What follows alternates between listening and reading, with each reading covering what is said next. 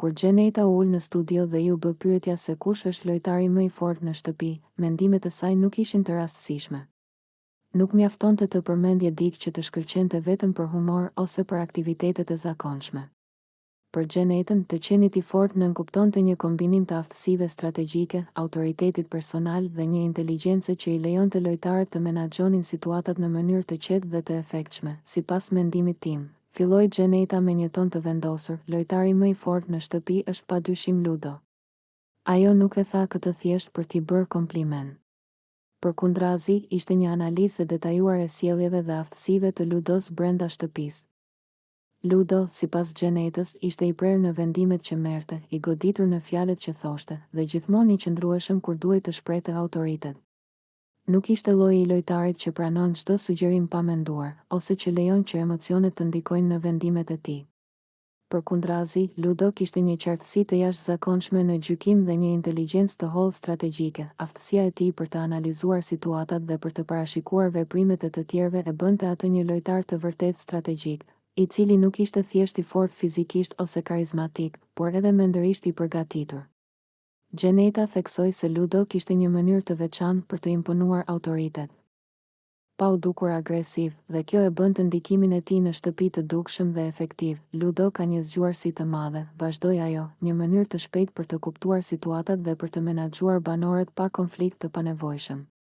Ai di kur të flas, kur të hesh dhe kur të veproj, dhe kjo e bën shumë të fortë në shtëpi. Për Gjenetën, ky ishte një element kyç i forcës së një lojtari, aftësia për të kontrolluar situatën pa përdorur agresion fizik, të bësh që të tjerët të respektojnë dhe të ndjekin vendimet e tua, dhe të mbash një balancë të përsosur mes miqësisë dhe autoritetit. Ludo, sipas saj, i përmbushte të gjitha këto kritere.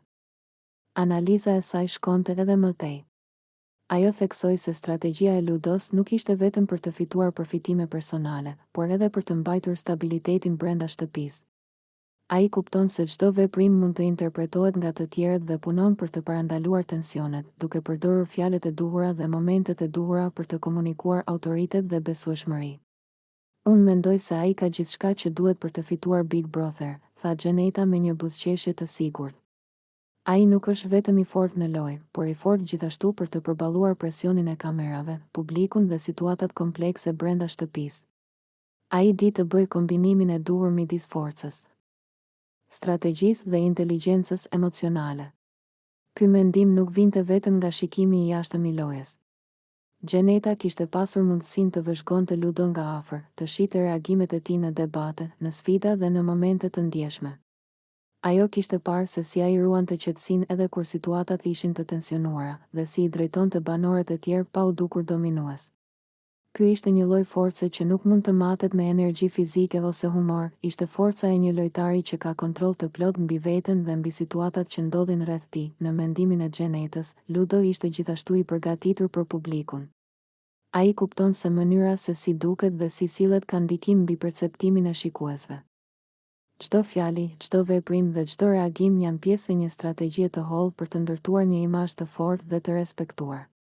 Kjo inteligjencë dhe vetdije e bën atë jo vetëm një lojtar të fuqishëm brenda shtëpisë, por edhe një kandidat serioz për fitimin e lojës në fund. Gjeneta, duke folur për Ludon, e përshkroi atë si një kombinim të rrallë, forcë, zgjuarsi, qetësi dhe aftësi për të menaxhuar marrëdhëniet me të tjerët. Për të, kjo e bën Ludo një figurë që mund të ndryshojë dinamika e shtëpisë dhe të ndikojë në rezultatin final të lojës. Në fund, ajo theksoi një element tjetër të rëndësishëm, besueshmëria dhe integriteti i tij. Ludo nuk manipulohet lehtë, nuk i bën lojrat me të tjerët në mënyrë të padrejtë dhe nuk krijon konflikte pa nevojë.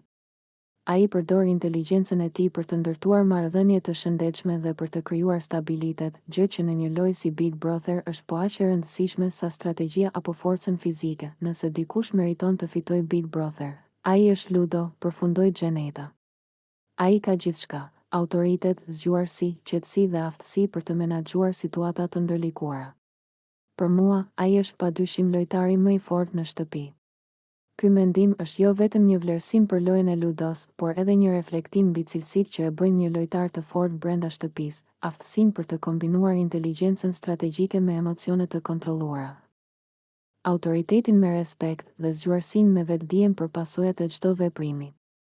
për Gjenetën, Ludo i përmbush të gjitha këto dhe më shumë në shtëpinë e Big Brother Kosova, ku çdo moment është sfidë dhe çdo vendim ka pasoja. Lojtari më i fortë nuk është ai që thjesht triumfon në sfida fizike, por ai që menaxhon situatat, ndërveprimet dhe perceptimet e të tjerëve. Dhe sipas Gjenetës, Ludo është pikërisht ai lojtar.